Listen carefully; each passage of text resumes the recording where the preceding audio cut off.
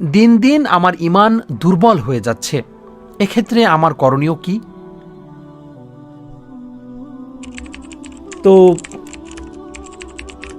আমরা সোশ্যাল মিডিয়ার যুগে বসবাস করছি, আর সোশ্যাল মিডিয়া যা করছে এর মাধ্যমে আপনি এমন সব মানুষকে দেখতে পান যারা আপনার চেয়ে বেশি বুদ্ধিমান, যারা আপনার চেয়ে বেশি সুদর্শন, যারা আপনার চেয়ে বেশি অর্থশালী, যারা আপনার চেয়ে ভালো বাড়ির অধিকারী, তাদের কণ্ঠস্বর আপনার চেয়ে বেশি মাধুর্যপূর্ণ, তারা আপনার চেয়ে বেশি মেধাবী, তারা আপনার চেয়ে বেশি জনপ্রিয়, তারা আপনার চেয়ে বেশি সুখী, তারা আপনার চেয়ে ভালো খাবার খায়, তাদের যা কিছু আছে তা সবই ভালো, যার কারণে আপনার মনে হয় যে আপনার যা কিছু আছে তা সবই খারাপ।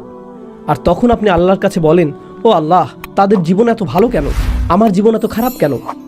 দিন দিন আমার ঈমান দুর্বল হয়ে যাচ্ছে। সম্ভবত আপনার উচিত কিছু সময়ের জন্য টিকটক বন্ধ রাখা, আপনার ঈমানের অবস্থার উন্নতি হবে। শয়তান চায় যে আপনি তুলনার মধ্যে জীবন অতিবাহিত করুন।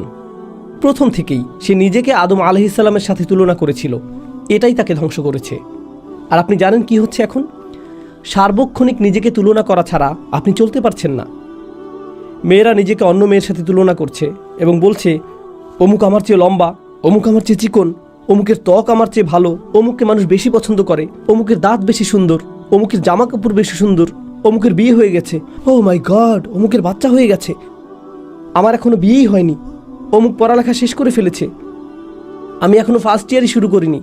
সার্বক্ষণিক তুলনা আপনাকে ধ্বংস করে ফেলেছে এবং আপনার ঈমান ধ্বংস করে ফেলেছে।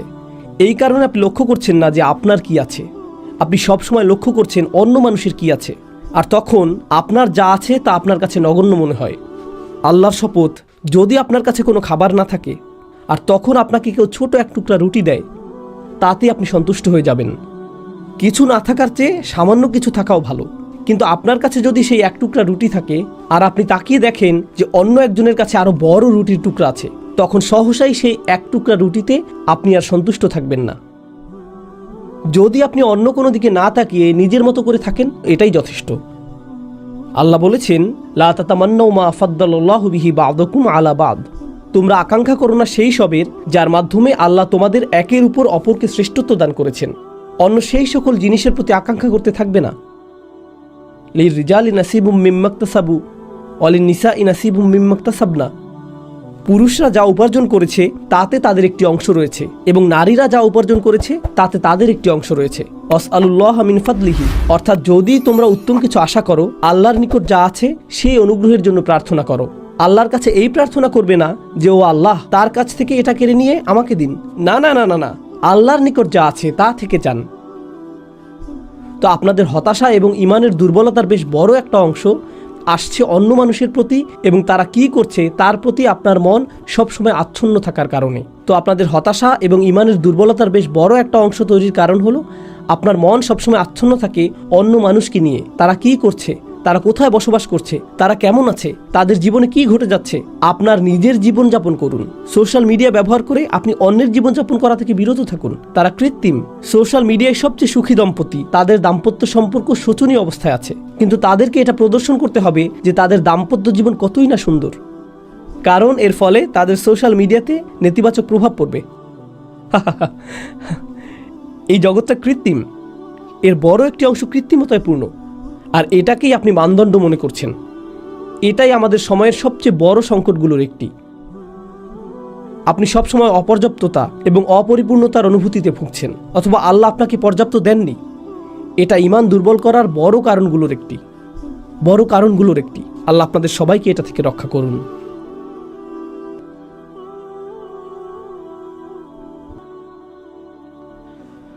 চমৎকার।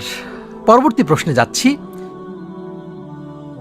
যা কিছুটা এই প্রশ্নটির অনুরূপ। এর প্রথম অংশটির উত্তর ইতিমধ্যে আমরা শুনেছি। আমি চেষ্টা করি দার্শনিক এবং বুদ্ধিজীবী ধরনের পরিভাষা ব্যবহার না করার জন্য, কারণ আমি চাই মানুষ যাতে আমার কথা পুরোপুরিভাবে অনুধাবন করতে পারে। কিন্তু আমি মনে করি আপনারা যেহেতু বিশ্ববিদ্যালয়ের ছাত্রছাত্রী, আপনাদের বুঝতে সমস্যা হবে না। কোরআনের রয়েছে বিবিধ উপকারিতা এবং এর আছে প্রধান একটি উদ্দেশ্য, আর এর অনেকগুলো সুবিধা আছে।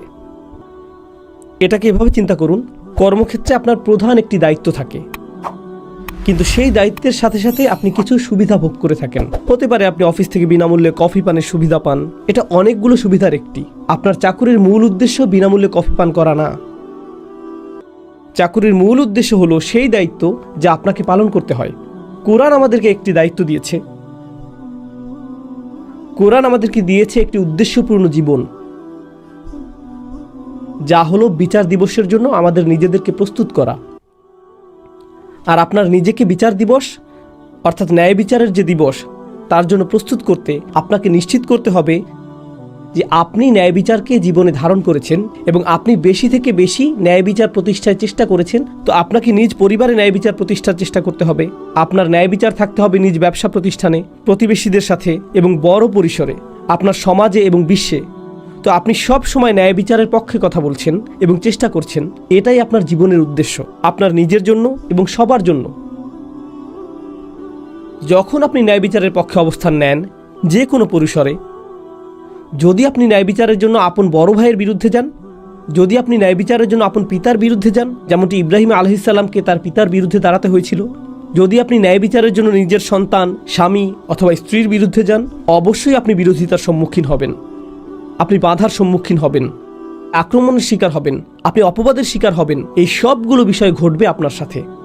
আর যখন আপনার সাথে সেগুলো ঘটবে, আপনার আশা, আপনার উৎসাহ, উদ্দীপনা, আপনার সক্রিয়তা হ্রাস পাবে, কারণ আপনি প্রচুর নেতিবাচক বিষয়ের সম্মুখীন হয়েছেন। যখন এরকম ঘটে, তখন কোরআন তার সুবিধা বা উপকারিতাগুলো প্রদান করে। তো কোরআনের উদ্দেশ্য হলো আপনাকে ন্যায় বিচারের মূর্ত প্রতীকে পরিণত করা। যখন আপনি ন্যায় বিচারের মূর্ত প্রতীকে পরিণত হওয়া শুরু করেন, তখন আপনি প্রতিকূলতার সম্মুখীন হন, আপনি আশাহীনতার সম্মুখীন হবেন।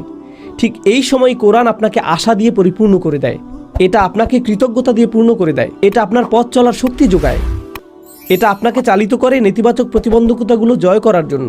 কারণ উদ্দেশ্যটি অত্যন্ত গুরুত্বপূর্ণ। উদ্দেশ্যটি এতটাই গুরুত্বপূর্ণ যে এটা আপনাকে সক্রিয় থাকার শক্তি যোগায়। এখন আপনাদেরকে বলছি, আমি দুইটি বিষয় বলছি, উদ্দেশ্য এবং আশা, তাই না?